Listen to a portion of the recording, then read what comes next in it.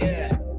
Look, I'm in line with the stars, I'm in sync with the earth. 10 toes deep, flower child from the turf. I never switch sides, like even when I die, I'ma ride for the squad, not a ties in the hearse. I've been on the vibe, kinda hard to describe. I'm in between, I'm good and it's fine, but I'm tired of the grind. Then I come alive in the night to realize I'm in the middle of the time of my life. I never sold pack for the stack, never lied on the rap. Got a bag from the way that I write it. Queen looking Tyson, do that ass the vibe, doing 80 to the house. Then I hit him to the sky, change haters on a tirade. Talking to the crib in the face, be still, like that hate stuff fade. We all want the same, we all want a meal in the safe. I wanna live like I'm trying to reach enlightenment. Trail spill from my lips, feel big from the bit. Take a sip till I pass out. I'm trying to get grip, but it don't make sense. Cause you can lose life on this fast route. Yeah, turn thoughts to a cash cow.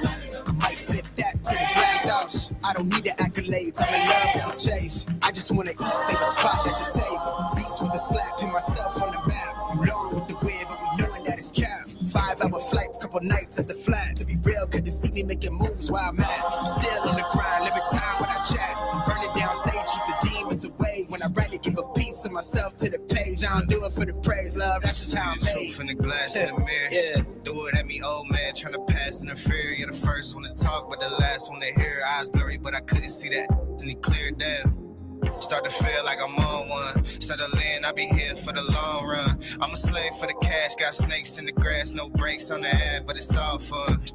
We done seen it all, heard enough, give me space before I murder y'all. 10 bad here, I'ma curve them all. 12 missed calls and I still made a curtain call. Here to light it up, lighten up. Hear I'm talking, they ain't right enough, tighten up. Everything that I came for, I left with. I don't bang sets, I just bang on the set list. Going past supper when I came for the breakfast. Put me in your prayers, I might put you on the guest list. Young, tell me reckless, gold in my soul, got the same on the necklace. Light it up, ah, light it up, well, well, oh, light it up, ah, light it up, well, well,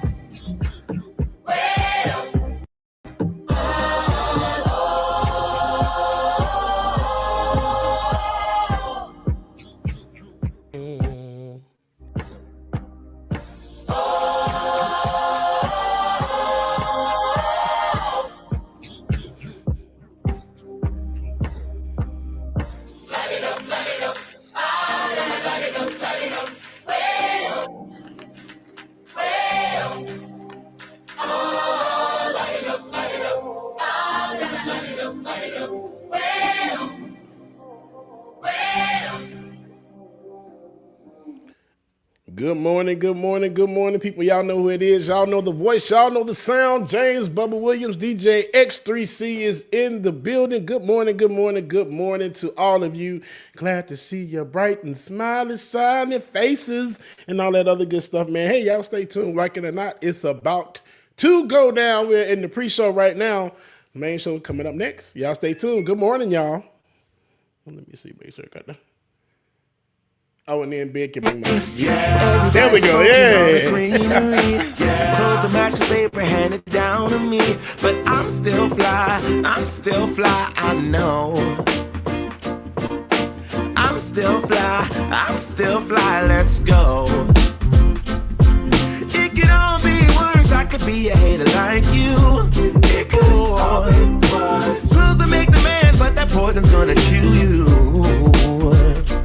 From the inside out, so right now, say it with your chest now, say it with your chest now. I'm young, I'm free, can't nobody take me here and now. It's my time to run it out. It's my time to ride it. I'm young, I'm free, can't nobody take me here and now. It's my time to run it out. It's my time to ride it out. It's your time. Oh, cheers to all the haters, cause you proved to me that rising to the top was my destiny. And you can see whatever from behind me, but I'm still fly, I know. I'm still fly, let's go.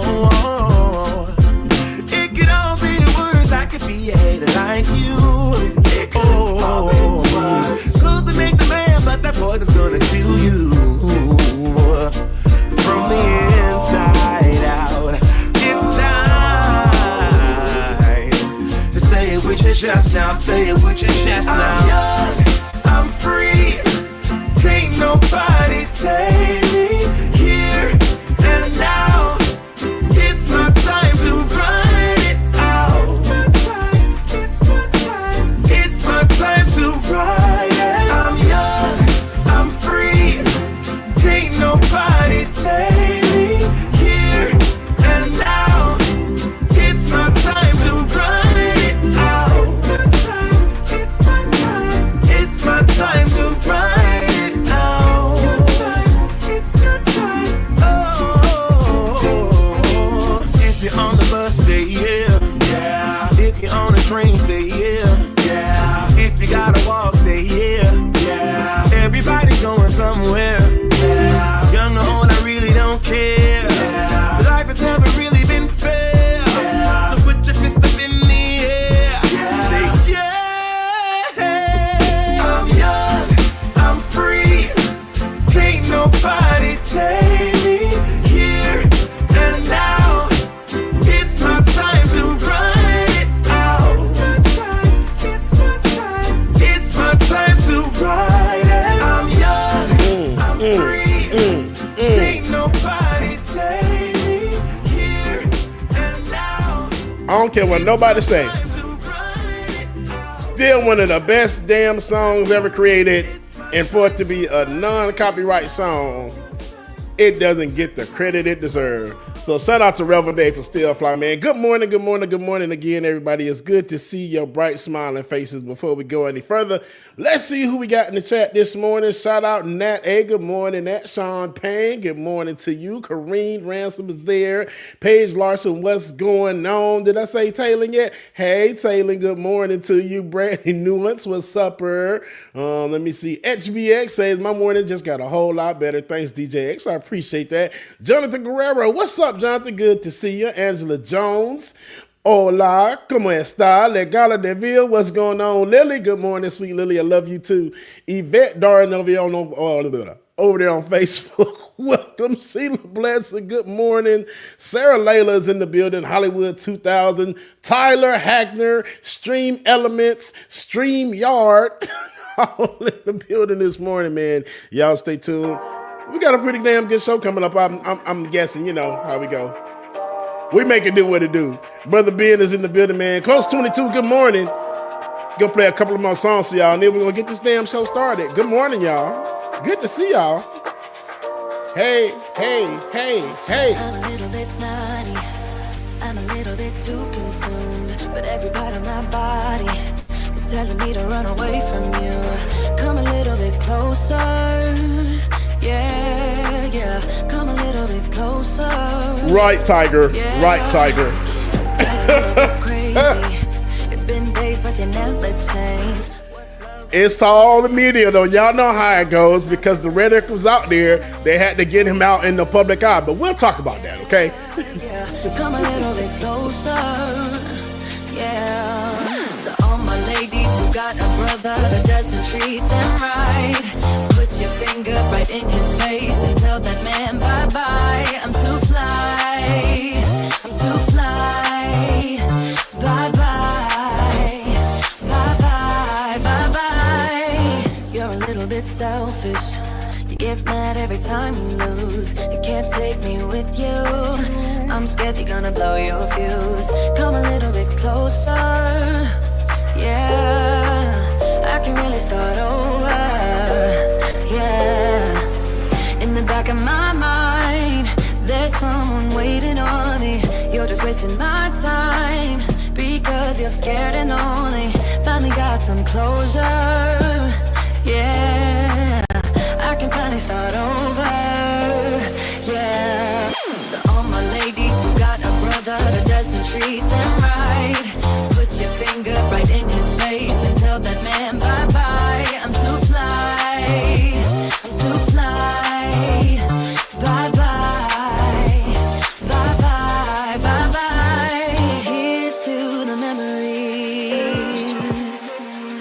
She's too used to be. You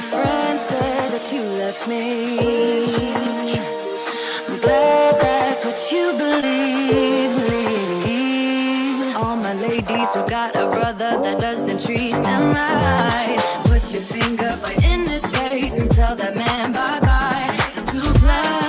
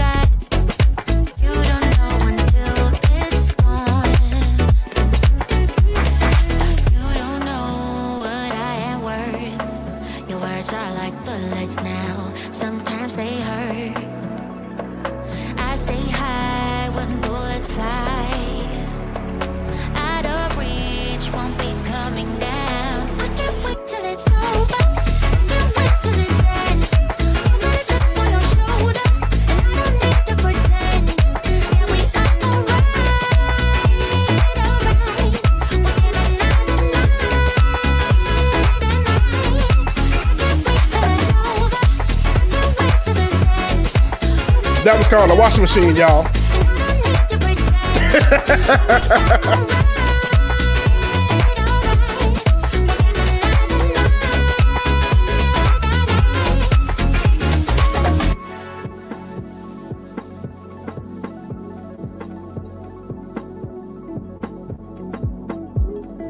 I just wanna get lost.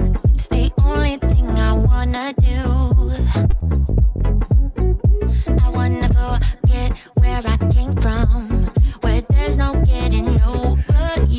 Close 22 as if I roller skate. In my dreams, Close. In my dreams. I want to learn though, but the way this hip set up, I think I'm gonna pass.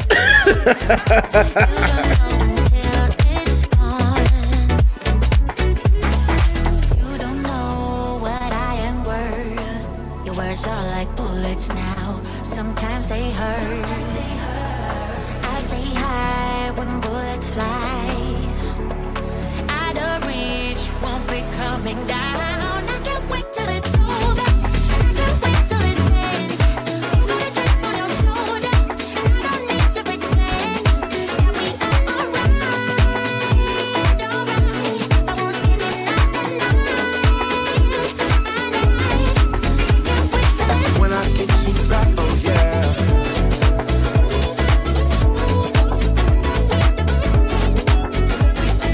When I get you back, oh yeah.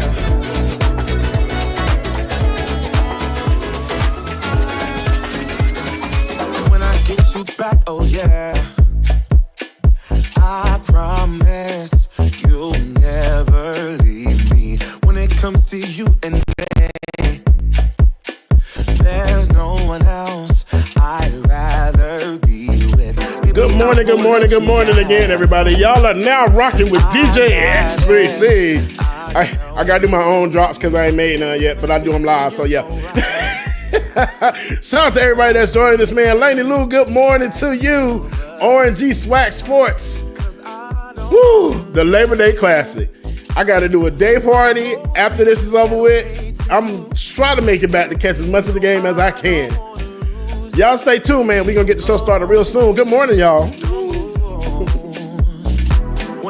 Good morning, mama. Love you, mean it. What up, Papa? When I get you back, oh yeah. You're not even right, Orangey. You're not even right. When I get you back, oh yeah.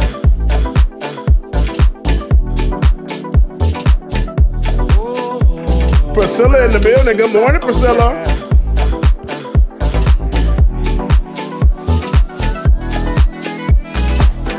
Cause I don't wanna lose you. I hope you feel that way too. No, I don't wanna lose you. Baby, don't go. Oh, when I get you back, oh yeah. Dale Soul, good morning to you, Dale. You'll never leave me when it comes to you and me.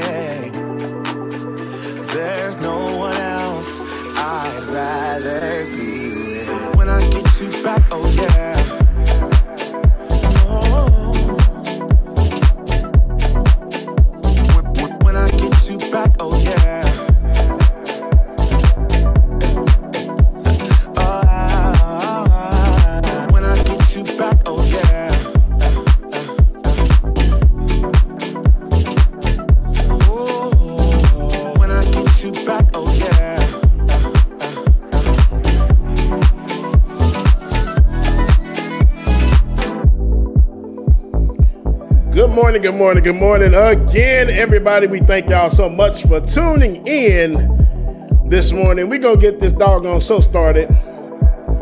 But of course, before we do, I got to give y'all some dad jokes. I got to, especially because I've been missing the last, oh my gosh, almost 3 episodes of BBC, and that is Beard Bonnet Chronicles for you nasty suckers out there.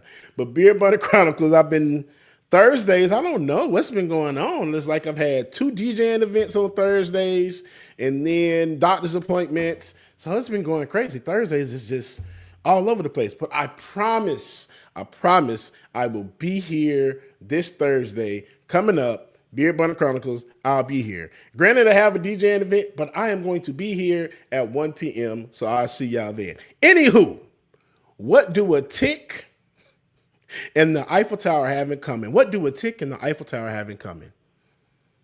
They're both parasites. Parasites. All right, y'all not feeling it. What do you call a fish wearing a bow tie? What do you call a fish wearing a bow tie? Sophisticated.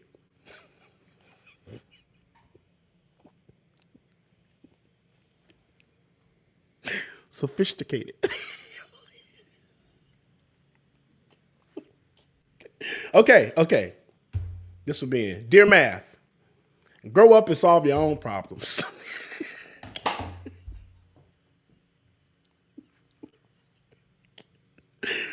What did the ocean say to the beach? What did the ocean say to the beach? Nothing. It just waved.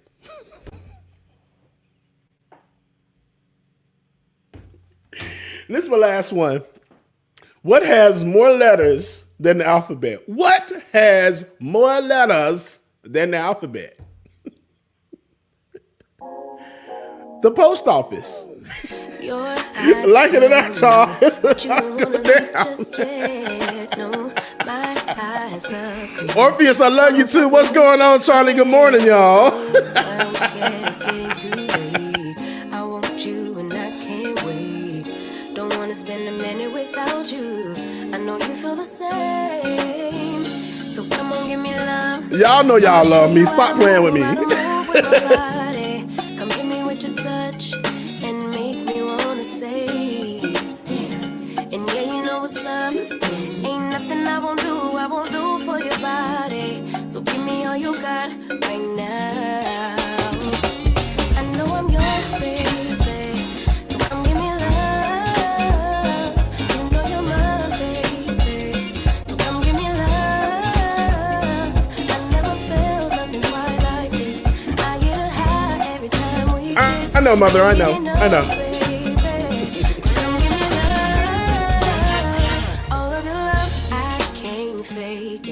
When I'm with you, my legs go weak. Yeah. Can you hear it? I think my heart just skipped a beat. Yeah. This feeling is getting so strong. Love me till the morning, love me all night long. There's something special about you. You're the one that I want. So come on, give me love. I'ma show you how to move with my body. Come to me with your touch and make me wanna say. We gotta do the church back. So give me all you got right now. I know I'm blessed, baby. So come give me love. You know you're my baby. So come give me love. I never felt nothing quite like this. I get a high every time we kiss. Can't get enough, baby. So come give me love. All of your love. Don't you love me?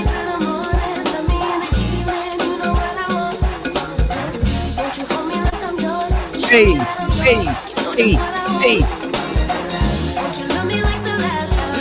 I hate you, man.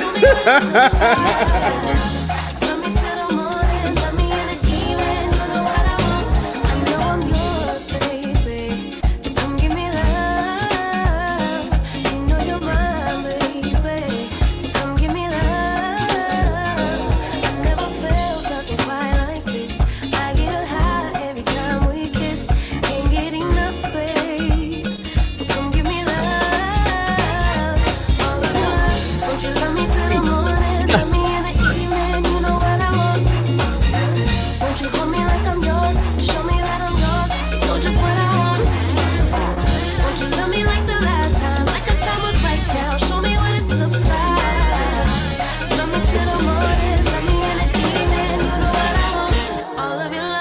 All right, y'all. Y'all know what time it is. Good morning.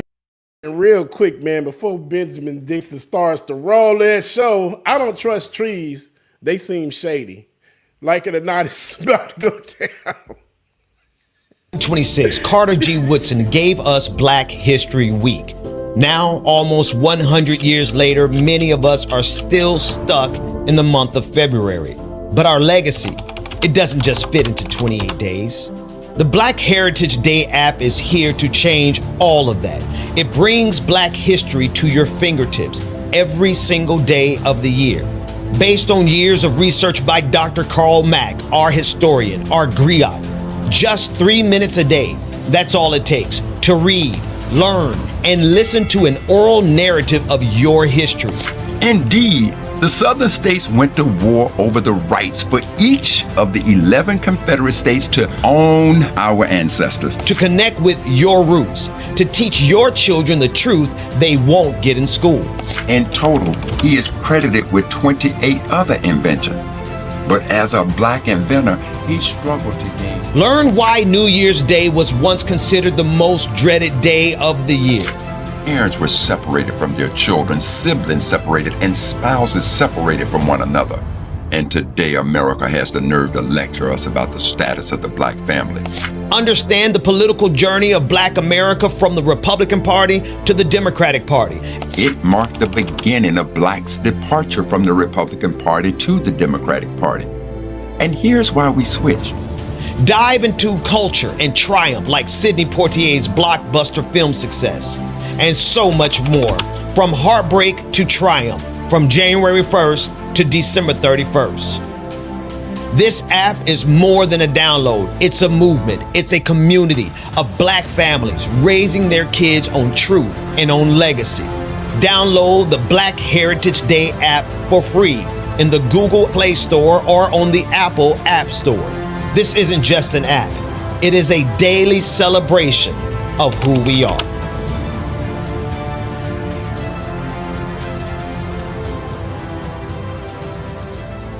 Work that we're doing here is not going to stop when it comes to these type of discussions. It's going to be for us and by us here on this platform when the media is telling us to look the other way. Your support is what helps us move forward. Join patreon.com/like it or not. Help us grow. Like It or Not starts now.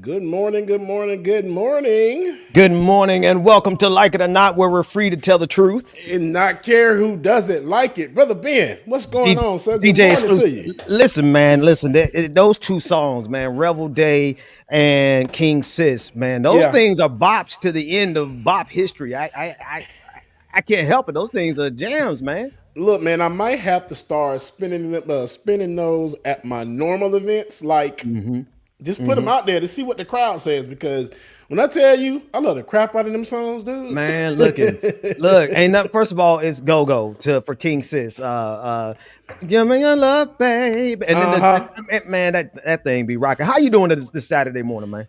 Man, I'm tired, boss, but I'm here. I'm alive, I'm breathing, and I'm blessed. And thank you, Jesus, for all the blessings. You know who else is alive? You know who else is alive? Donald Trump is alive. He's alive, y'all. I mean, this is what I feel, Ben. And I figured after all the talk and everything that I saw this morning about they're speculating that Trump is dead, Trump is this, or he's not dead but dying. Yeah. But of course, he had to pop out at the golf course just to show that he's alive. Y'all knew this was gonna happen. I still think tomorrow he's gonna be dead. I'm Lord, forgive me. I don't wish death on nobody, but Who, Lord? Man, look, I don't wish death on anybody either, man. But let me tell you something, man. It was the funniest thing on the internet last night, seeing how many people, how many different ways people were celebrating the sheer possibility of Donald Trump being dead, and all the Kamala memes that came out as a result of it, man. It really just shows you like how many people truly despise this man, and rightfully so. Absolutely. One guy was saying that he felt bad. There it is. I make great for a husband now. I make great for a husband now. I make great for husband Donald. My husband Donald is dead. He's not dead. He is alive. I but really dead. don't care. I really don't care. Remember that, Jay? I don't care. I don't care. Oh man. Conservatives watching Trump is dead trending, and the absolute sheer amount of people liking it. It was like 2 million people on Twitter alone going in celebrating the fact that Donald Trump just could possibly, and then they found out that he wasn't.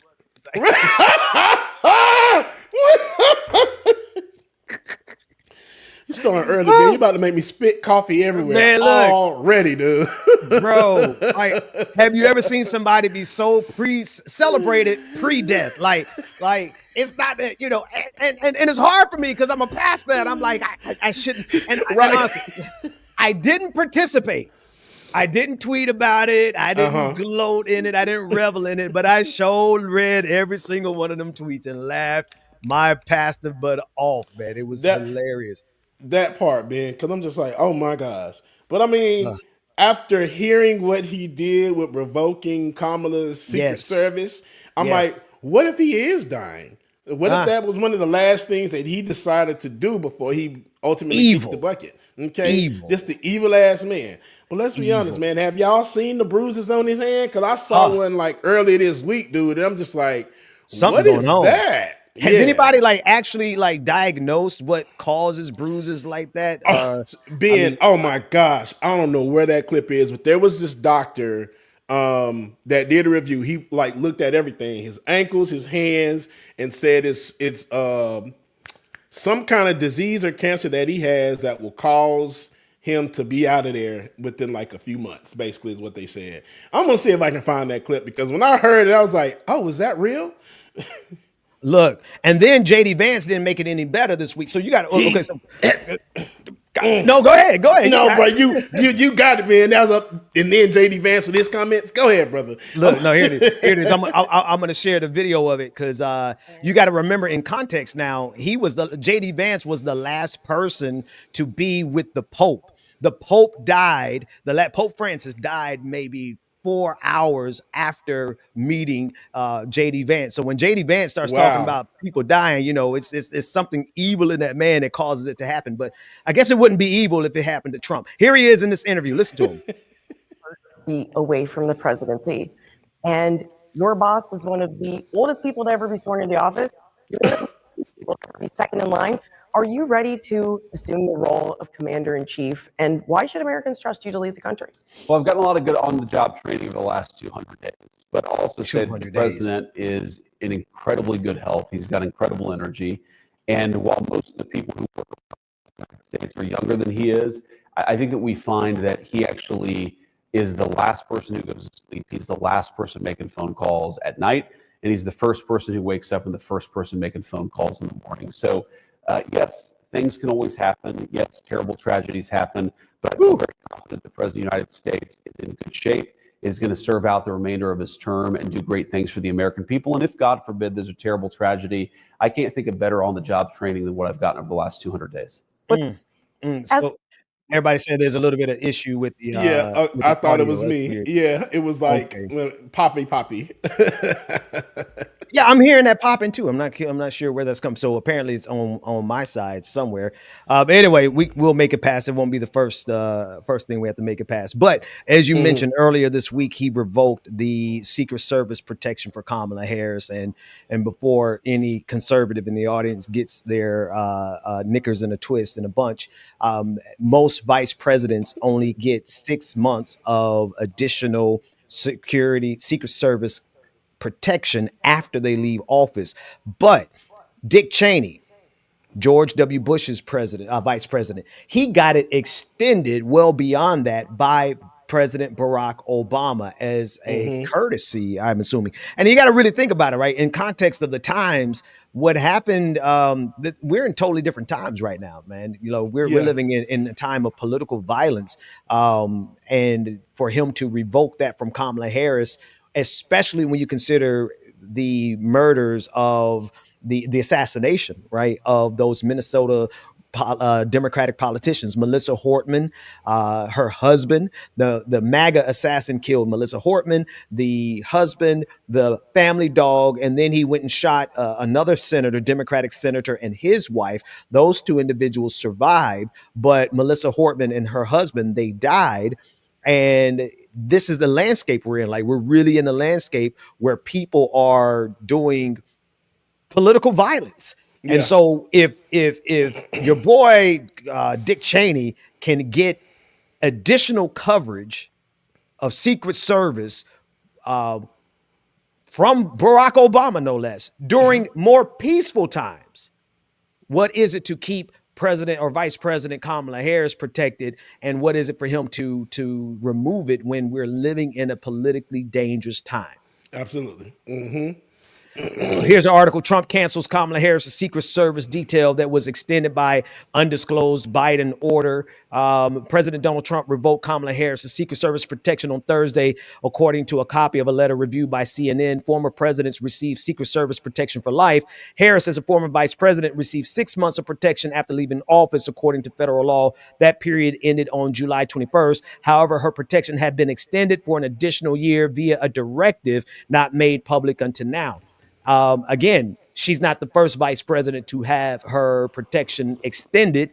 In fact, that was Dick Cheney. And here we are, Donald Trump making this. And this is not the first person he's removed Secret Service protection from. He's moved Secret Service protection from General Mark Milley, former chairman of the Joint Chiefs of Staff. He's removed it from John Bolton. He's removed it from the Bidens. He's removed it, not Joe Biden. He can't remove it from Joe Biden, but he's removed it from quite a few people. And what he's doing is he's showing very clearly that he's willing to use the lack of protection, or more precisely, like being exposed to violence and danger. He's using that as a political tool. Like, one way to silence your enemies is to make them fear for their lives.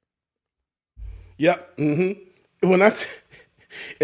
doing exactly what everybody said he would. He is going after all of his opponents or anybody that said anything about him. He's going after them like a spoiled ass kid who's like, I got money and I'm going to be able to do what the hell I want to do, and I'm going to get you back.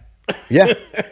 I got money. I got control. I got power. I've got the Secret Service. I control all of this, and I'm going to, and literally, I mean, that's what he's doing. It looks like he is pushing up against anybody and everybody whoever opposed him, whether they opposed him politically, whether they opposed him in the legal system, whatever the case may be, he's going after. So, you know, you kind of got to understand when people think that he's dying, you know, to watch an evil person die, it's kind of like Henry Kissinger, former Secretary of State during the Vietnam War, who presided over the killing of hundreds of thousands of Vietnam citizens, women and children.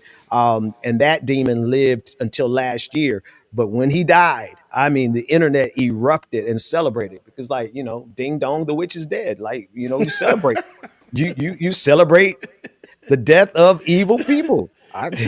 It's like Wicked, but like in 2025 in America. Yeah. But at this point, we're not rooting for the evil witch. We want this evil witch to go ahead and get hit by a house. Right. So yeah. Now, if we're going to dive into the nuances of Wicked and how they understood, I have to take my metaphor back, my comparison back, because Elphaba, right? Is Elphaba? Elphaba. She was actually the good person. Right.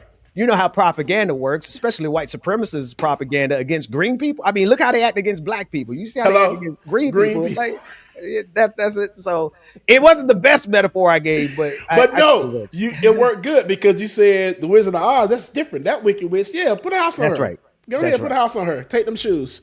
Here's Charlie. Charlie said, fun fact. Henry Kissinger is still dead. Wow. Y'all making me read really bad stuff. I'm supposed to be really, really nice to it, like, but I can't help it. All right, let's listen to this doctor and let me know if the audio is bad. We'll kill it and we'll just talk this morning. But let's listen to this doctor as he explains what is going on with Donald Trump and the bruising on his hands, as well as his cankles that look like the size of like bags of potatoes. Like, what's not he called them? Cankles mix something. Cankles mix taco tits or something like that. Cankles mix taco tits. We got to get that video too. Here's the doc. Let's listen to this doctor. Let's see what he says. The president's congestive heart failure is getting worse. I'm a home health physical therapist with a doctorate in my field. How's that I audio? see congestive heart failure It's patients good. Yeah, it's on a good. daily basis. The reason I know that he has congestive heart failure is because of the swelling in his feet and ankles. And the reason I know it's getting worse is because he's sitting behind the desk on camera now. He lashed out against MSNBC for giving him hash about his ankles. This is how we know that something is true, because it gets to Trump. Remember recently where he was talking about going to heaven for some fucking reason? He says, people said I'm not doing very well. I don't think he's talking about the media. I think he's talking about the doctors who are treating him. The only reason his health has been maintained at all is because he has the privilege of getting IV diuretics, spironolactone, Lasix, Bumex, something like that. That's why his hands have been bruised and covered with makeup.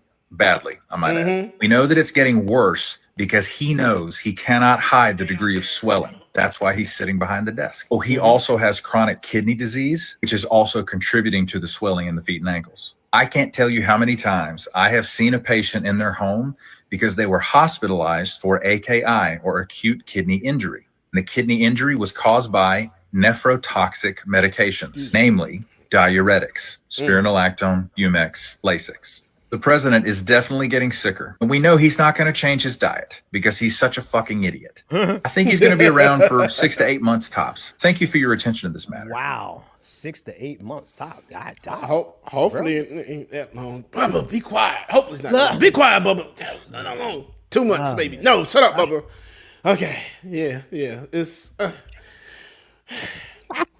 when your soul ain't right, the Lord is gonna find a way. You know, I mean, that man is just evil. Just everything that he's been doing and saying, his actions. Just think about it. Let's honestly think about it though. All the stuff that he's done in the past few weeks, what if he is doing it because this man about to be out of here? The changing of the history. Because let's call it what it is. He's literally trying to change history and erase slavery from history. I mean, come on. Then revoking Kamala stuff. I mean, he's just doing a lot of BS, man. He really is. Look at that. Look at that, man. That's like Mortician's wax already. How y'all put Mortician's wax on a living man? Anyway, go ahead. And then it's not even blended right. Come on, y'all. That's laziness, right?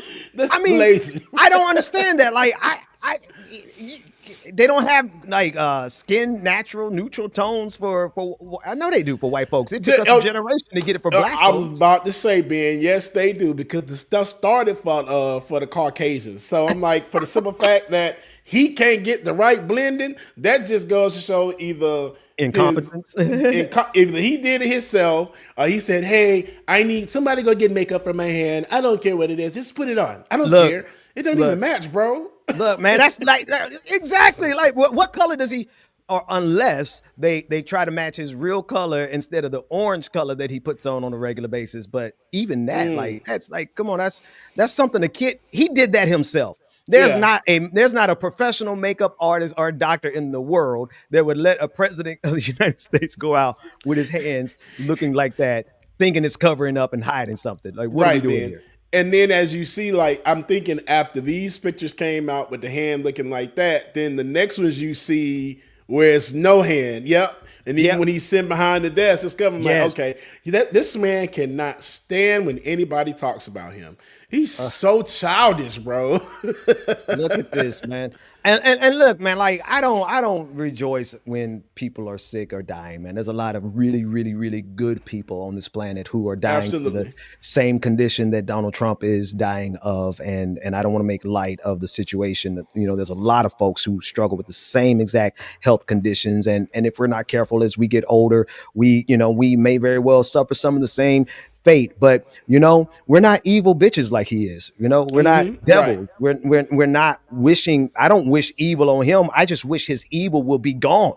Right? Yeah. If his evil could be gone without him having to die, then you know what I mean? Then so be it. But if he's got to die for that evil to be gone, and then there's the other part of it, right? There's JD Vance, who I think is even more evil than Donald Trump. Like JD Vance is like this Sith Lord in waiting. He's waiting for the opportunity to go in and be as evil as he can. Go ahead. The Padawan, the Padawan. The Padawan. But you know what, though? My thing with J.D. Vance, I feel, and I saw a video where somebody said this, he's like, yeah, he's probably worse than Trump, but when he gets in office, he's not going to have look at him. He's not going to have the same, they said he doesn't have the same personality and the same amount of power that Trump would. That's so right. in theory, I think that MAGA will still fall apart because he's not going to be able to keep up. He doesn't have that personality, and he's so incompetent himself. He's going to be stupid. So incompetent. I'm not sure that I agree that he's incompetent. I think that he is. He's in terms of doing what Donald Trump did. I think he's incompetent. I don't think that he can pull off what Donald Trump. Everything. So let me start here. I agree with everything that you just said, but I just want to qualify something. I do agree that he's not going to be able to keep MAGA together. There's going to be too much of a power struggle. He's not going to be able. See, Donald Trump does something in real life, in person, that JD Vance is not able to do. Donald Trump is an abuser. He is a person who will violate your proximity. He will get right in your face, and he will lie right to your face with no regard for fact. He doesn't care about any of that. JD Vance is not groomed and raised like that. Like JD Vance actually thinks in a way that is malicious, yes. Malevolent, yes. Evil, yes. But JD Vance calculates. Donald Trump only calculates one thing. How can I get away with it? That's it. That's the only thing Donald Trump thinks about. How can I get away with it? Oh, I raped somebody. How can I get away with it? I stole money. How can I get away with it? I didn't pay people. How can I get away with it? He doesn't care about anything but how can I get away with it. JD Vance likes to think that he's smart. JD Vance doesn't want to come off as stupid. Donald Trump doesn't care about that at all. Donald Trump said, I don't care if I look like a complete moron as long as I get away with it. So in that way, I don't think that he's going to be able to do what Donald Trump did. But he is going to be an efficient, evil president. And that part I am concerned about. And the bad part about it is JD Vance would be a cute white man if he just wasn't so damn evil. I will not journey with you down that road, black man. And I don't date white men, but he would be able to get it if he wasn't such an asshole. At that point, you're a damn, you just canceled yourself out. Goodness, wait a minute. Wait a minute. Man, I ain't got no damn sense, man. Bro, come on, man. I'm sorry, bro. I'm laughing extra hard because you said you don't date white men. Oh, maybe that's why I'm single now. Maybe I need to start. You know what? Let me shut up. Let me be quiet. I ain't never dated a white woman either, man. What's the big, what?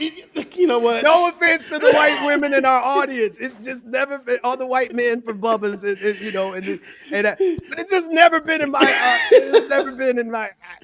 And that's what it is. Jonathan and then Lanzetta said it. It's the smoky eyes. You got the smoky eye thing. We are not going to sit here and objectify. Can you see him calling me, hey, Bubba? Come on. It might be cute. Bubba. No, let me stop. Bubba. And don't let him think you a couch. Oh, man, it is on. He gonna wear your black. What are we doing? Ben, what are we doing? Jane, no. Rebecca, come back, Rebecca. What has happened? Pause, Tyler Hackett. Becca would probably say the same thing. Becca might he might be a cute white man, but it's not my thing. See, Rebecca be liking white people. We love you, Rebecca, everyone watching.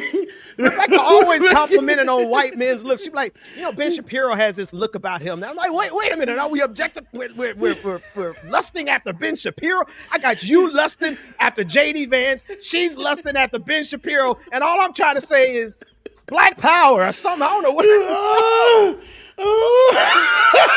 Jonathan, shut up. Wanda said, get Rebecca back here. ASAP. Okay, we got to get out of this. What's the next story? Hang on, let's get this man off the screen because I don't need you lusting after this devil. He looks like a bear over there. It's not even Bear Week yet. I'm mad because I've been hanging out with you long enough to know what bears and bear weeks. Oh God, man, you. I shouldn't know what any of that is, James. But we've been boys long enough. I've corrupted Ben so bad. I'm sorry. Wait a minute. Oh man. I'm sorry. I'm sorry, Pastor. Did you know, it was talking about Pastor, did you know that in the Bible, there were temple prostitutes where prostitutes would work right outside of the temple and some of the priests, some of the pastors would come out and hire prostitutes. I didn't learn until 2 weeks ago that there were also male prostitutes in the Bible, brother, in the temple, or the male priest. Ben, there's something that I've been wanting you to look at. You want me to break it down now? Because I can break it down for you. So I'm gonna send you this video, and I wanted to get your thoughts on it. And because when she talked about it, I'm like, wait, I didn't really think about it like that. Hold on, Ben. Of course, my internet is acting up, but I'll send it to you. Oh, here we go. Oh, you got it already? Because look, man, like I don't laugh so hard this morning. I'm ready to. The show is over. We good. We done did what we came to do. What do y'all want to talk about? I'm done. All I want to talk about was the fact that Donald Trump is still alive, and they did that to Kamala Harris, and there's this big controversy that's brewing on the left. I guess I'll talk about it. And it's the story from Wired.com. I thought really hard about not talking about it. And let me share it. I'll put it on the screen because it's the big, it's the big hoo-ha-ha, like brouhaha is the word I'm looking for. Brouhaha over here on the left with all of my friends and comrades. It's a dark money group is secretly funding high profile Democratic influencers, an initiative aimed at boosting Democrats' online offers influencers up to $8,000 a month to push the party line. All they have to do is keep it secret and agree to restrictions on their content. So this is like a real big story in progressive and leftist and Democratic spaces. All of the top influencers that are like neoliberal, they are caught up in this. And I want to talk about it, but I also kind of don't want to talk about it. But since I'm already out of content, all the good stuff is already gone. We might as well hit that a little bit. But send me that link. What link you got? Oh, you already sent it. Yeah, I already sent it. Yeah. All right. So we're going to segue first to this, and then we'll get back to it. Did you know that the word homosexual wasn't in the Bible until 1946? Before that, the original 1 Corinthians 6:9 referred to exploitation like older men with young boys. But when the Revised Standard Version was published in 1946, they changed the wording to make it about same-sex love instead. And that one mistranslation became fuel for decades of fear and shame, not because God said so, but because a group of translators did. And it gets better. In ancient cultures, long before church and colonization, queerness wasn't shamed. It wasn't even taboo. Egypt, Mesopotamia, Greece, and indigenous communities around the world, gender fluidity, sacred union, and same-sex love were seen as natural and divine. So what changed? A system that needed clear-cut lines, man versus woman, gender roles, order, hierarchy, obedience, because people who live in love outside the box are a threat to systems that depend on control. So they rewrote the story. Again, turned queerness into something to shame and divine fluidity into something to fear. But let's be real. LGBTQIA plus souls carry truth. They are living proof that love is multidimensional, that spirit cannot be boxed in. And the worst part, a member of the 1946 translation team admitted the mistake, quietly, in a letter, in 1983, but the church never took it back. Wow. And just decades of that one mistranslation was enough to turn the masses against an entire community.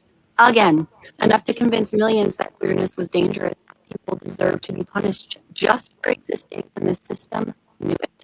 Turns out it wasn't God who was against queer people, just a bunch of men with control issues and a pen. Super weird. Super weird. So, James, you Break just it down.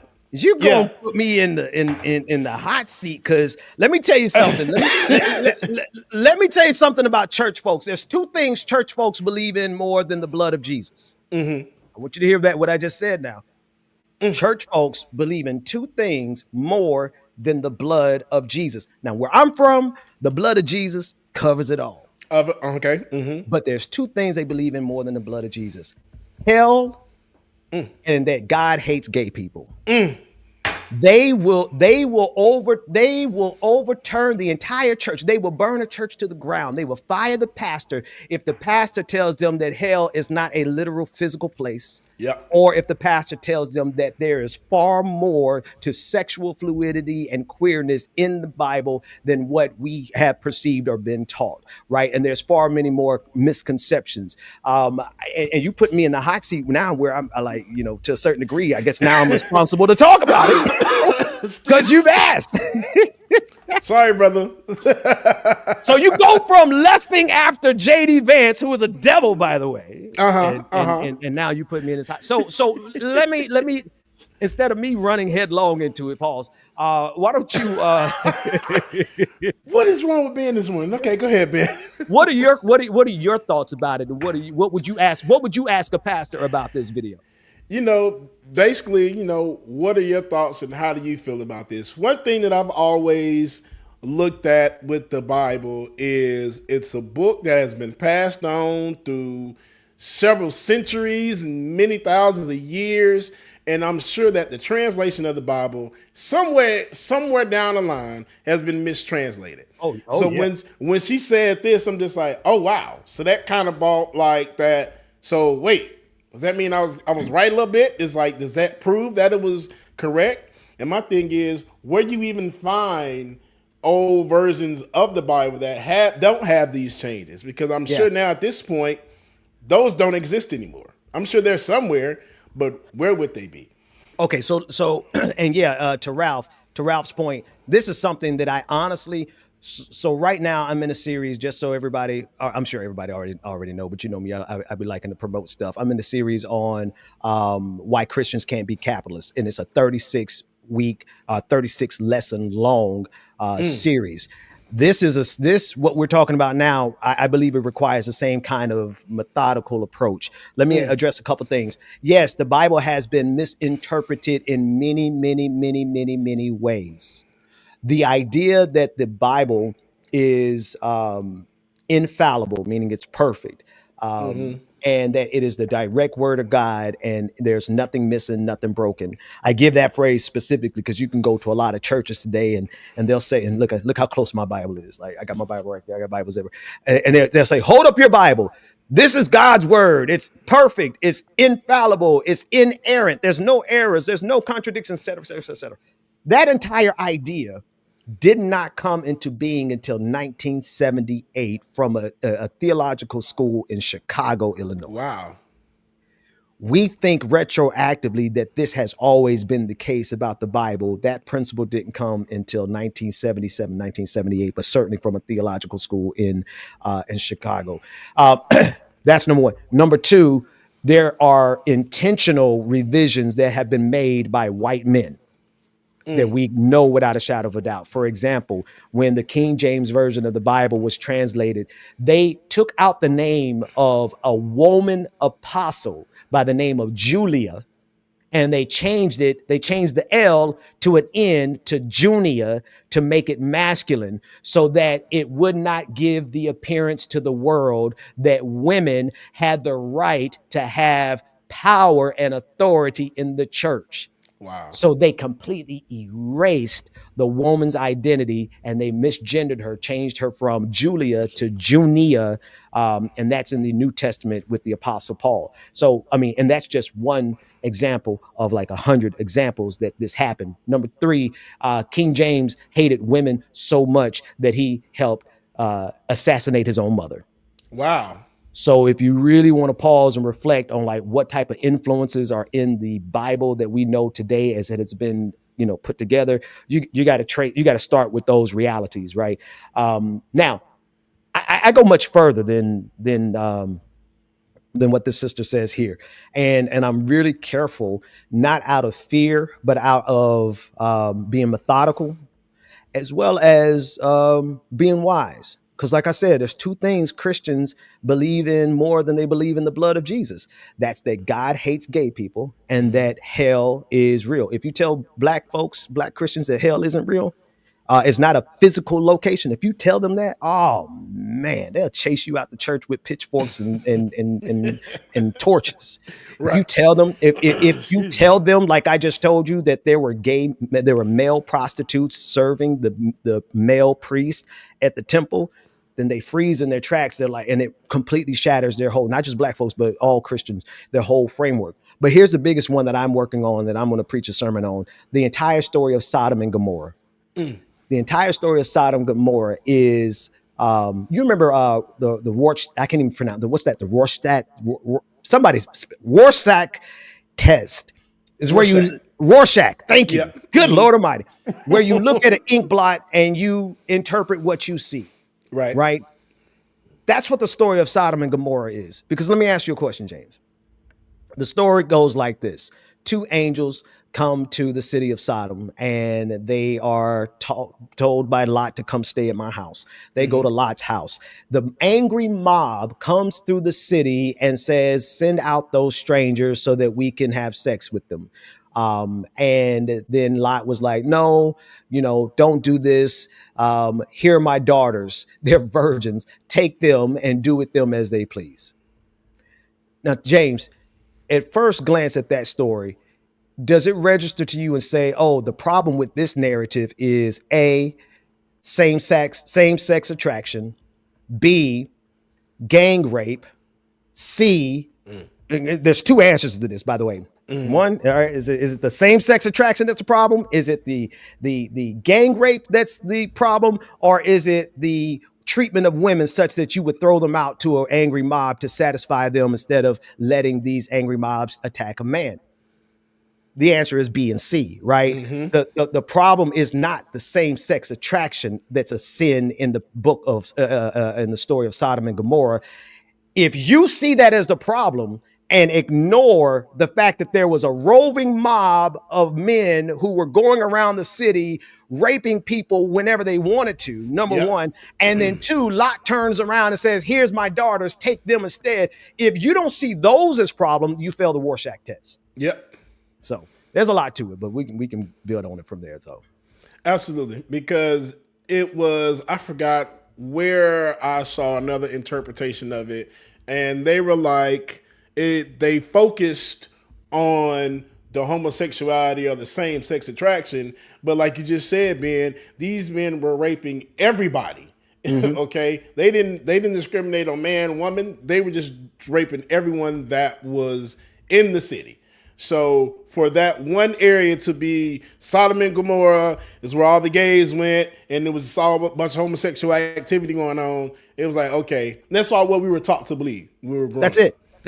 Not the gang rape. Right. Not the raping of women, but same-sex attraction. And it's so bad that the word Sodom itself has now become sodomized. It's automatically associated with male on male sex versus what's in the narrative, which is here's a city that is so corrupt, a city with no law, with no order, and everyone is at risk because here is a roving mob of men who were able to go and do anything they wanted to everybody in that city. But no, they minimize it and say it's the same-sex attraction. So anyway, there are many layers. And I'm not gonna lie, like it has taken me years personally. I don't know if I know we knew each other in college, and I didn't know, I didn't know until you left college. When did you come out, James?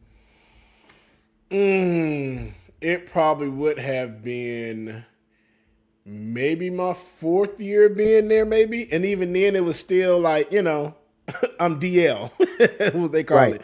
And then it was more so it was levels then. So it was undercover, so when nobody know, but you did your thing on the low. Then it was bisexual. It's like, yeah, I like both. And then after a while, it was like, you know what, F it, I'm just gay.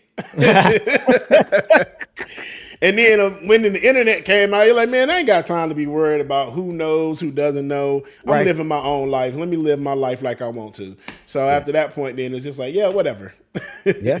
No. So I didn't know. So I asked you that because in college we used to hang out. I didn't know you were gay. I left. Yeah. I left Cookman before your senior year. I left after Yeah. 2 years. But me personally, I had to grow out of homophobia. I had to grow out of that bigotry. And it's crazy. I didn't learn that bigotry in church though. A lot of people do learn that in church for sure, but I just learned it because that was the times. You know what I mean? Like Yep. one of my favorite movies, Bill and Ted's Excellent Adventure. It shocked me the other day when I was watching it, and they just dropped the F-bomb in there like it was nothing. Like that's Yep. that's how we grew up in the high school, in the community. It was just like, you get it from there. And it took me many years to like just pause and reflect and really start thinking about these things.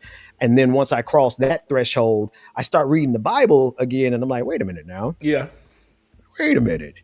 There's a lot in here that is not being taught to us simply by omission. They leave it out. And we're going to get to the story about the leftists in a minute, y'all. But here's the scripture, Ezekiel 16:49-50.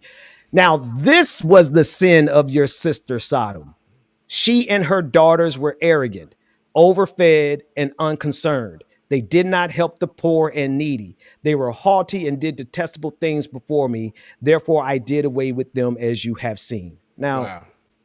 Ezekiel clarifies what the sin of Sodom was.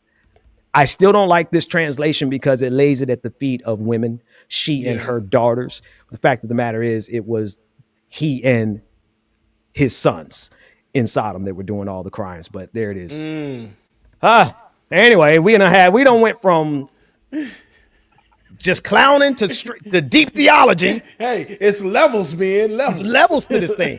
All right. Let's get to this story because I know a lot of people in the audience are deeply engaged in this story about the left, about these progressives, and not really progressives. Let me correct myself. These liberals who are a part of this company called Chorus, CHORUS, that was founded by Brian Tyler Cohen, who is a big time influencer. You probably see his stuff all over the internet, and I got videos of all of them replying.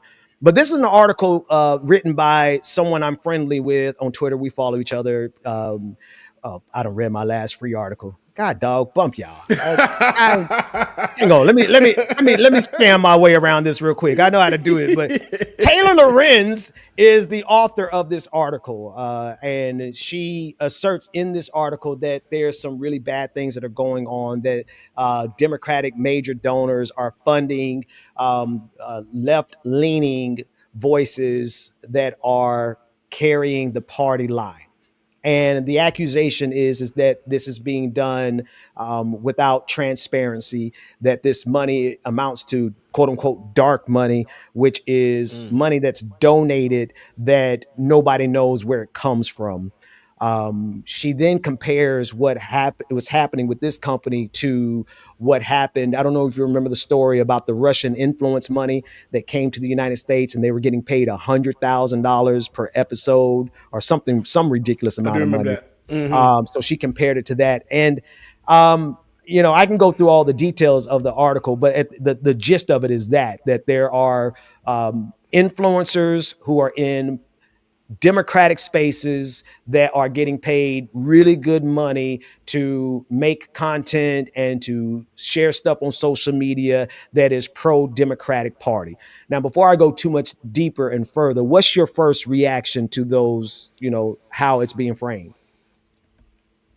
Without reading the article, I would say, first question would be, is this a bad thing? And I say that because Democrats need some kind of funding, because to me, it just seems like they're not doing anything. But I'm guessing the other question is, What is this funding being used for? Is it used to do good and to elevate the Democratic Party, or is it being one of those things where y'all shut the hell up and don't say anything, and we'll keep giving y'all money? Well, so that's the rub. You nailed it. And I'm trying to pull up this article again. I read my last one and I can't share it from the other screen. But the accusation is that they are not allowed or permitted to discuss certain things. Now, I have plenty of reply videos, and I'm going to share them all. Most of the content creators who are named in this article came out and said that's simply not true. We've been able to talk about X, Y, and Z. And matter of fact, you nailed the gist of it, and I'm sure other folks in the audience will probably put up some comments. So what I'm going to do now is I want to play some of the reply videos because they explain it best. And I'm going to start with Tyler Cohen, because he's the founder of Course. And he makes his case. I'm going to play all the different videos, and everybody can make up their own mind. I think you nailed the core problem, though. To what extent is this a bad thing? Well, the article makes it, it lays out, it makes its case that this is bad. This is wrong. This is not something that should be done. But if we keep it real, this is done and has been done by Republicans for decades. I mean, 20, 30 years, Republicans have been paying right-wing influencers, right-wing radio, right-wing media. And if you look at the 2024 election, we lost because of media. That's why we lost. Their control over social media, control over radio, the control over podcasts, we simply lost. And Democrats have not been funding independent media. They simply have not been putting money in independent media. Now, if you ask me, my rub would be this. This would be my friction is they're putting the money into the wrong influencers. Yep. They're putting the money into to influencers who aren't going to challenge the Democratic Party, but of course that's what the Democrats would want, who aren't going to actually fight against imperialism and all those kind of things and don't have what it takes to actually take down fascism. That's my take. The structural thing, I'm kind of with you. Like this, when in Rome, you got to fight like the Romans. You can't be in a system that is as corrupt as the American political system and walk through completely virtuous and expect to actually be able to fight against these devils. But here's Brian Taylor Cohen. Let's listen to his explanation. Being an internet troll, more attention. I want to address a piece that Taylor Lorenz wrote yesterday for Wired. An initiative aimed at boosting Democrats online offers influencers up to $8,000 a month to push the party line. All they have to do is keep it secret and agree to restrictions on their content. Literally nothing in this statement is true. The article is about Chorus, which is a nonprofit that I helped found to build up a creator ecosystem, which everybody says they want, but few are doing. So here's what Chorus is. It is a scholarship program to teach creators how to grow their accounts, foster engagement, launch their own shows, and become profitable on their own. It's an incubator program to build the pro-democracy ecosystem. Influencers and creators have never been more important when it comes to how Americans are consuming their news. The right has been doing this for years, and the left needs to catch up. That's why we're doing this with Chorus. So let's talk about what Chorus is and what it's not. Chorus does not pay creators for content, does not tell them what to say, it does not control who they talk to or work with, and there is absolutely nothing in the contract that could even be reasonably interpreted to say that we do. Period. Full stop. I don't know a single creator who would willfully sign up for a program that would tell them what they can or can't say. That's not what this program is. We pay people to show up to workshops and technical trainings to optimize their content online. For example, we've got trainings on how to package content for YouTube, trainings on how to optimize audience retention for Instagram and TikTok, trainings on how to form an LLC. Again, there are zero restrictions on their content. And by the way, the program works. In just 2 months, our cohort has added a combined 6 million followers, that's not including me, and seen their views and engagement grow. That is the point of the program. All right, I could pause it there because he's going to go on for another 4 or 5 minutes. I want to bring up this brother who he and I have, we've had some really ferocious confrontations on Twitter. This guy right here, like we never really got along until and just opposing MAGA. Now we're on the same page and opposing MAGA, but in 2020, oh my God, me and this brother was going for blood. Really? But he makes his point and he's hilarious too. Let's listen to him. Oh, wait there. Where'd it go? Can we not hear it? There you go. Let me start off by saying this. There we go. Taylor Lorenz, you're a piece of shit, and I don't know how you can call yourself a journalist without even doing a lick of fucking research. You're just thirsty. So I want you to drink this up. You said in your article that we are not allowed to disclose the fact that we are cohorts of Chorus.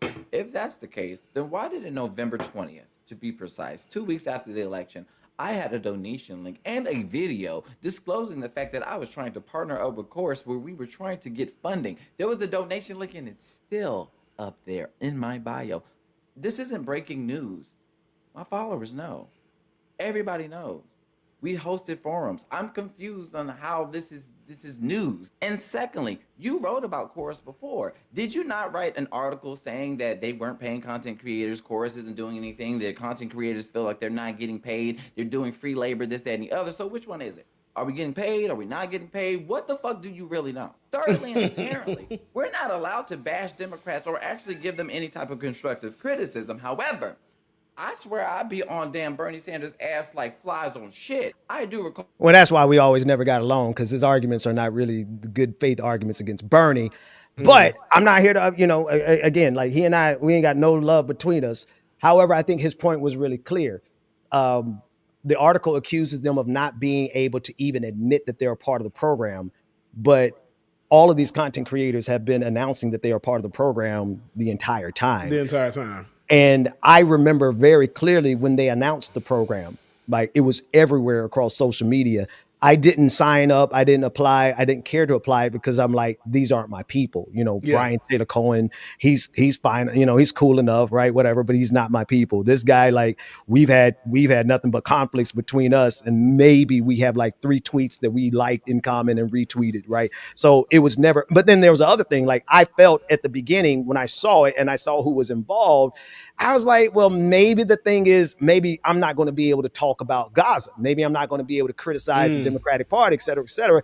But here's one content creator who literally is a part of the program, and this was her most recent content. Like she just put this out maybe a week or 2 ago. Let's listen to her. There was some kind of global consensus that Jenna Salide was bad. The silence from Gaza isn't the sound of calm. It's the sound of journalists being unalived so their voices can't reach you. Cardinal Zuppi read the names of each child unalived by Israel in Gaza, and it took him 7 hours. Just saw that a teenage boy living in a tent among rubble was unalived trying to catch a box of flour that came falling out of the sky. Maybe I should listen to a New York Times podcast where people debate the definition of G-slide. The DNC just voted against a resolution calling for an arms embargo on Israel, even though 71% of Democratic voters support an arms embargo. It's another sign of just how out of touch Democratic Party leadership is today, because listen to this one quote. And she goes on and on, or they, I'm not sure the pronouns, but they go on and on and on with their criticisms of the Democratic Party as well as the genocide in Gaza. So I'm like, okay, so maybe it wasn't that you couldn't say these things. Maybe they were just, I don't know. But there's a lot that the article from Taylor, it kind of leaves a lot to be desired because some key components of the article has been debunked. Here's why I think the article matters. And before we get too much further, I do want to share 1 or 2 more people who've had some really hilarious things to say about it. Where's this one brother who I think everybody should recognize him from TikTok. Hilarious brother, but let's listen to him real quick. There's a lot of misinformation going on right now because there's an article published in Wired that says a dark money group is secretly funding high-profile Democratic influencers. That an initiative aimed at boosting Democrats online offers influencers up to $8,000 a month to push the party line. All they have to do is keep it secret and agree to restrictions on their content. Let me just clear this motherfucker up right the fuck now. Fuck the camera, I'm talking to you real. Nobody, and I mean nobody, tells me what the fuck I can and cannot say. I say what the fuck I want to say, when I want to say it, how I want to say it, and not a motherfuck body got something to say about it. Now that we got that out of the way, I'm going to spare you the details of the article because the article is long and boring as fuck, and it's also behind a paywall. Somebody sent me the actual article on a PDF file because who the fuck is paying for Wired? Nevertheless, she's talking about an organization called Chorus, which, by the way, who the fuck is that handsome man on the motherfucking website? Here's your first clue as to how this article is bullshit from jump, because she's framing it as she's outing this secret group of people. This website and Chorus as an organization has been public the entire time. They literally say their purpose right here. Chorus is recruiting, training, and supporting independent online voices and building the next era for online news and conversation. Not only that, but there's literally a huge button on the website that says join Chorus, where in order for you to join the Chorus creator community, There's an entire application process for you to even join, and they also tell you the benefits of joining Chorus. They say Chorus Incubator Program is a vibrant pro-democracy learning community for content creators. Participants receive a monthly stipend calibrated to the level of involvement you can commit to the learning sessions. Literally, that's when everything falls apart and you start understanding that Taylor really didn't out Being about to get a battery. She Ben. saw public information and wrote an article about it in a negative way so that you could believe it. Then she tried to backtrack and be more specific. She said, point to me one video where any of these content creators revealed that they were receiving funding from the 1630 Fund, a dark money group, prior to our article. But then you find out that Taylor Lorenz is a reporter in her own residence cohort program, seen right here, where she is receiving a monthly stipend of $8,000 plus a $2,000 traveling bonus totaling $50,000 over 6 months from July to December. And the owner of the Omidyar Network, which she's a part of, Pierre Omidyar, gave $45 million to the 1630 Fund, same organization that she's saying is funding Chorus, that's a dark money group. The other thing is she wrote this article knowing that it would create a negative perception for Democratic influencers because now it just comes off as they're only saying this shit because they're paid. She literally named a girl in her article as being part of Chorus, but that girl makes content attacking Democrats all the time and criticizing them for their response in Gaza. I mean, literally, everybody's welcome. But it really sounds like his bitch is mad they didn't get accepted into the motherfucking cohort. Bitch. That's what it sounds like. I mean, you getting the same amount of money just from a different organization. So it's just like, what are you doing? What are you talking about? Because shit, I wish I would have known about Chorus. I would have signed up my damn self.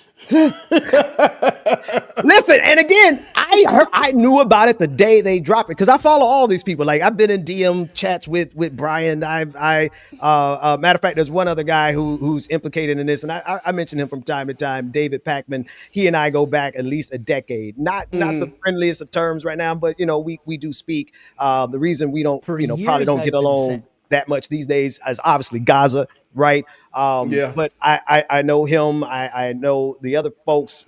And so here's the thing. It's like, it was a very well-known project when it came out. There's no question about that. I simply didn't apply because of my assumptions. One was an assumption.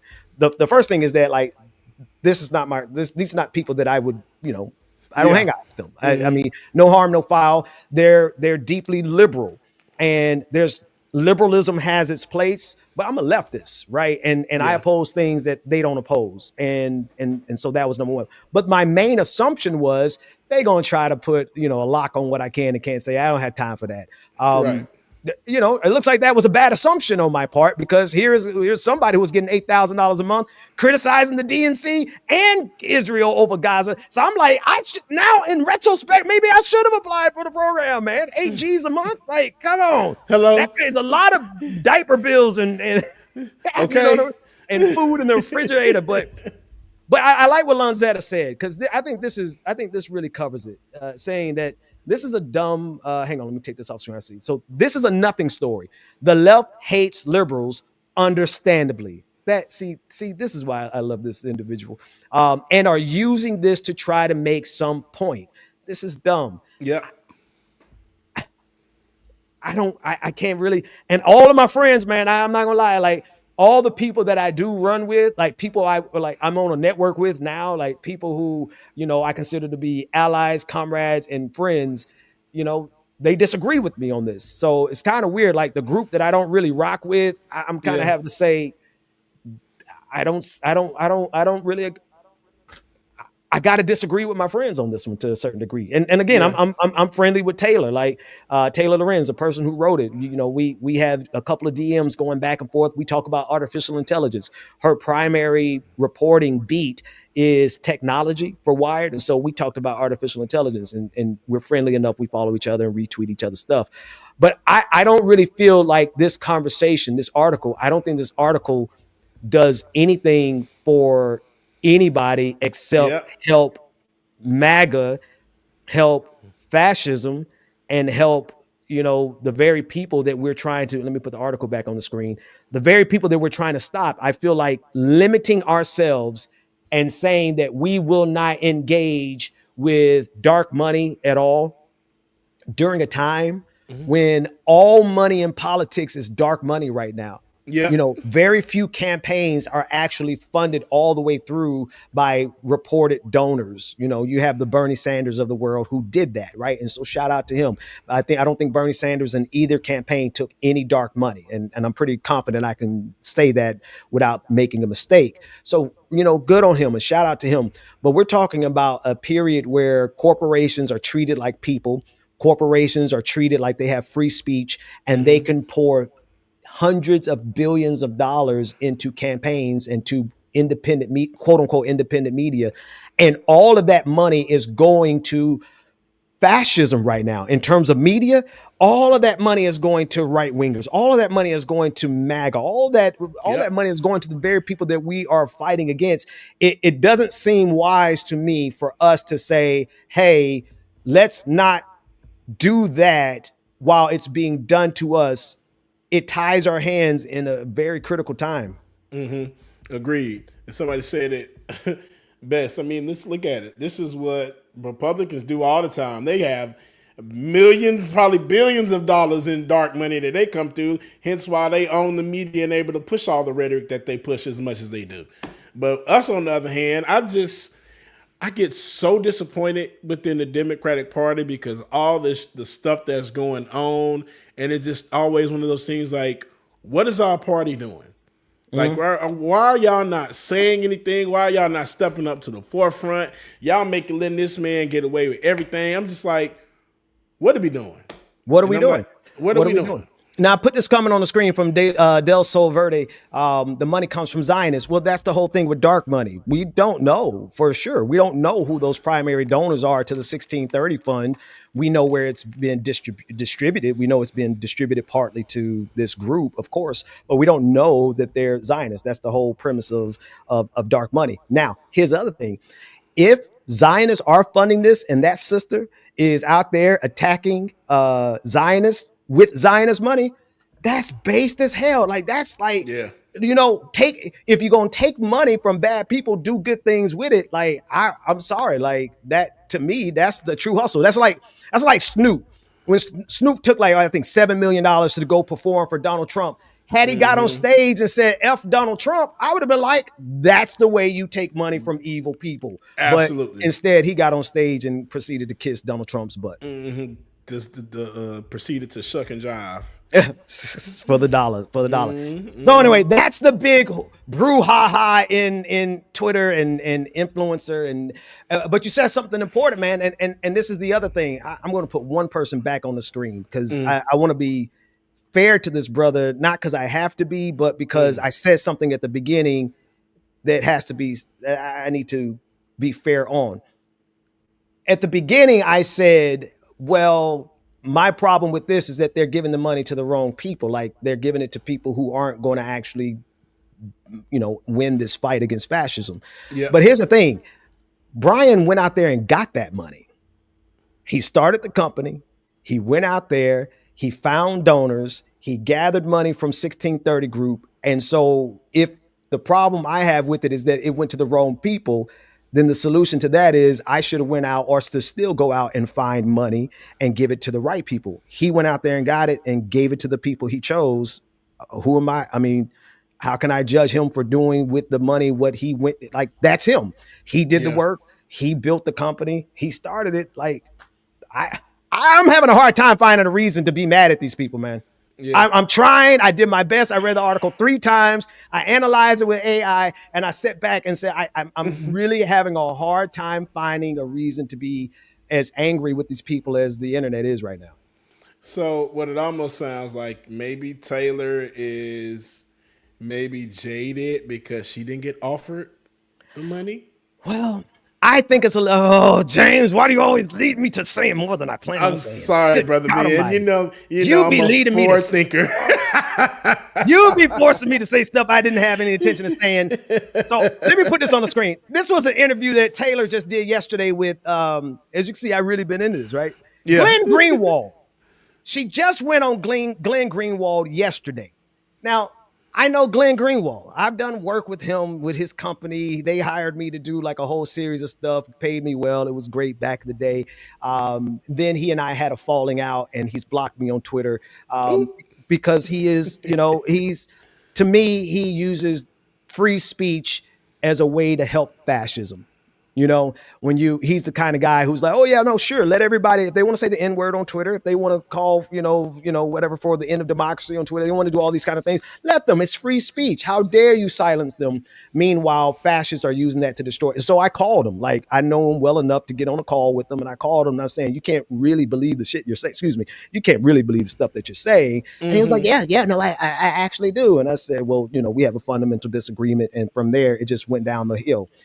She went on his show yesterday, and I don't have this. This is the whole 40-minute interview, so you guys are gonna have to forgive me if I'm not able to find the exact moment. But in this video that you can watch on YouTube, this is what the two of them said: that the media that comes from the right, Joe Rogan, Andrew Schulz, all the different podcasts, is authentic and grassroots as compared to the left, or this group from Course.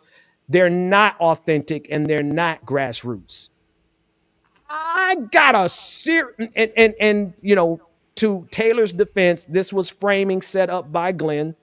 And again, this is a whole 40 minutes, so I'm sorry I don't have a chance to like really pinpoint. I have to search and find it for you all, but you all can go to the YouTube channel and watch the entire interview for yourself so that you can see just how bad faith the arguments are against this project. Because if you tell me that you think that the right wing has authenticity and is organic and grassroots, you're already starting off with a lie to me.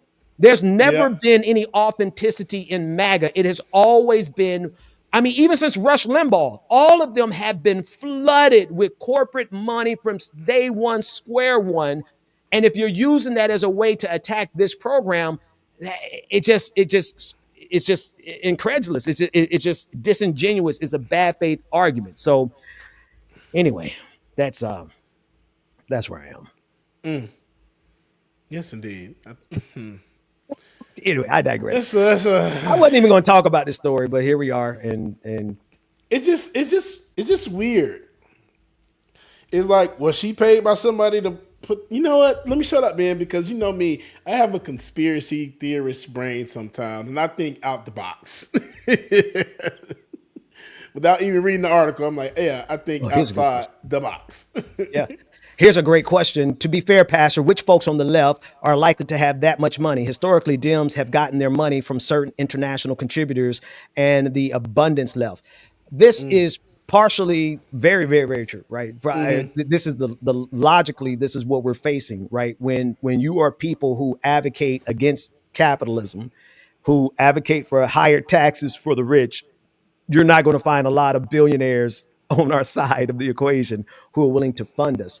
But oddly enough, this is an interesting intersection. I think everyone should, that I'm going to bring back Glenn and his face up for, because The Intercept is probably the best example. Intercept.com was funded by the same Omidyar, Omidyar, Pierre Omidyar, who is an Iranian billionaire who poured, hundreds of millions of dollars into pretty much leftist spaces. I think anybody who reads The Intercept, I remember when they were started, very progressive leaning journalism. So the money is there. The problem is that we really structurally have not, as progressive leftist voices, we've never really sought it, and we've never really went after it and grabbed it. It's not as much money as you would get if you were a neoliberal Democrat establishment Zionist. If that's your beat, you can go and get 10 grand a month to do whatever you're doing. And none of that is as close as what you would get if you go out there and do MAGA's work. You can get tens of millions of dollars in no time flat to get your media company off the ground. But we're not without some, people who would invest. Is it the same amount of money? No. And so we are at a structural disadvantage for sure. But folks, what do we do about it? Like we can't walk away and say, well, I'm a pure, well, here we go. I'll use myself as an example. James, our network is pure, isn't it? Yeah. We don't take no money from nobody, right? We don't. Man, we get on here and say whatever the hell we want to say. It doesn't matter if it's going against. It doesn't matter if we're going against the black church, the white church. It doesn't matter if we're going against Democrats, Zionists, neoliberals. It doesn't matter. We say whatever we want to say. Yep. Free to tell the truth and not care who doesn't like it. You got rent ready for the first of the month, bro? Because it's kind of tight around here, bro. It's like, yeah. Do we have money to like promote this? Can we fund ourselves? Do we even pay ourselves for this work anymore? Like we're literally doing it for free. And so while we are authentic and we are pure and we don't take any money from anybody, well, hell, we got less than 400 people watching. I was about to say, well, the Patreons and people that watch the show, Oh, y'all are literally our funding. y'all keep the lights on and y'all various keep the lights houses. on. Right? In terms of scaling and growing and having the ability to fight on the national level the way that we should and could, we said, so there's a cost, right? There's a cost when you hold the line. Hell, I used to do work with so many people who wanted to pay me all kinds of money, and whenever I saw something that I didn't agree with, I'd blow the whole thing up, man. I was getting stacks upon stacks upon stacks to do one particular contract, but then I saw how they were doing labor, how they were hurting labor. And I blew that thing up so spectacularly. It was all over the news. I blew that thing up. I kind of used some of that money right back. Okay. You remember the early iterations of the show? Oh man. So it's a trade-off. Like the more authentic and the more pure you are, you get to hold up a banner. Like I don't think there's anybody in any space that actually can be as free as we are.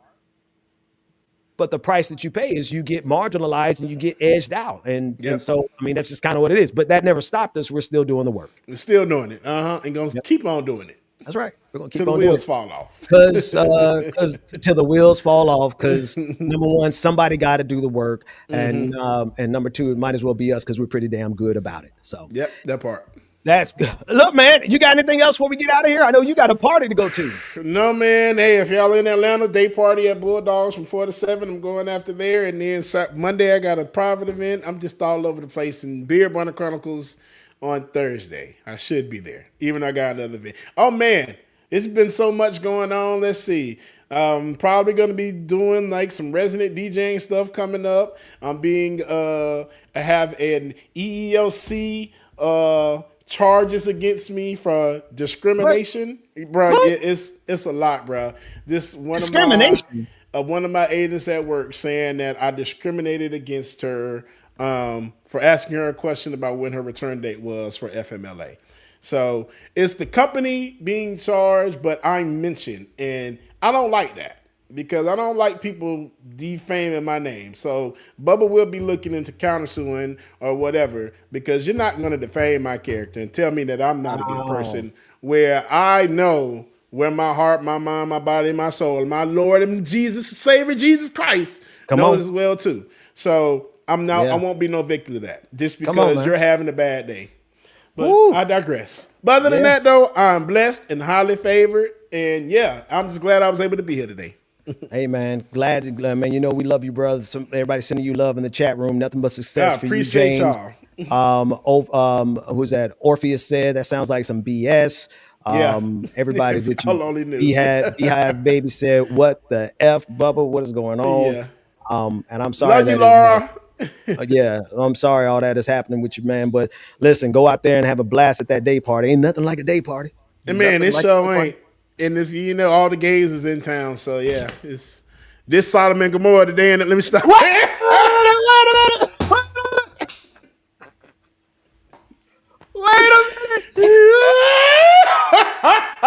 a minute. I'm so stupid. Don't you go out there and get pregnant, man.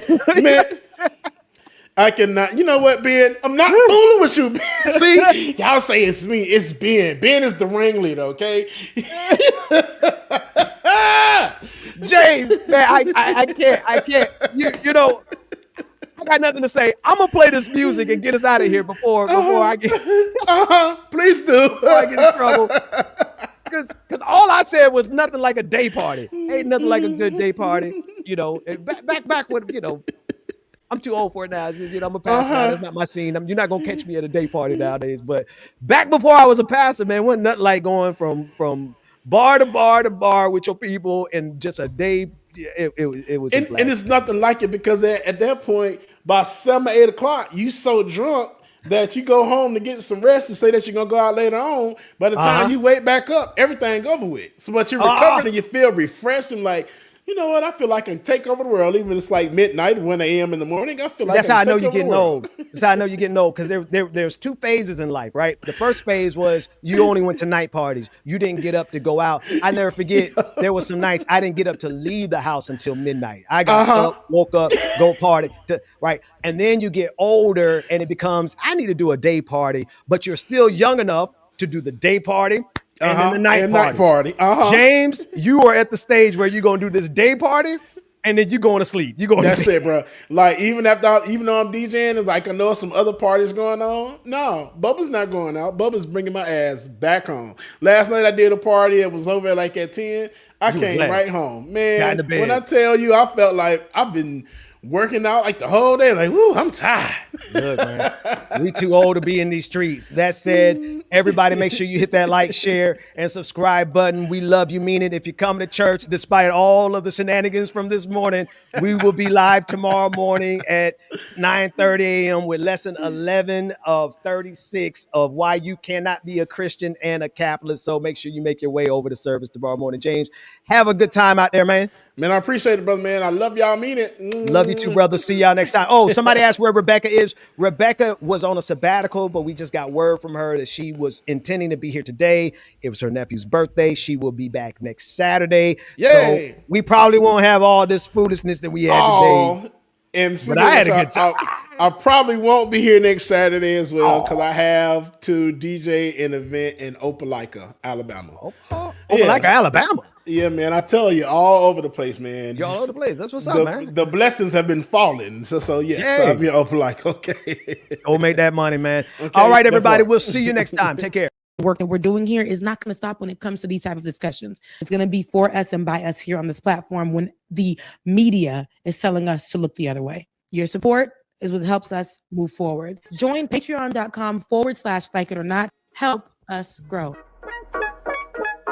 Like it or not, y'all. Y'all know what time it is. It's time for like it or not. We're about to let's start this damn show. Yes, it's time for like it or not. We're about to let's start this damn show. Like it or not. Rebecca Azor is in the house. You know she got a funny story to tell. Talking politics, culture, or real life ish. I live in life in the ATL. Benjamin.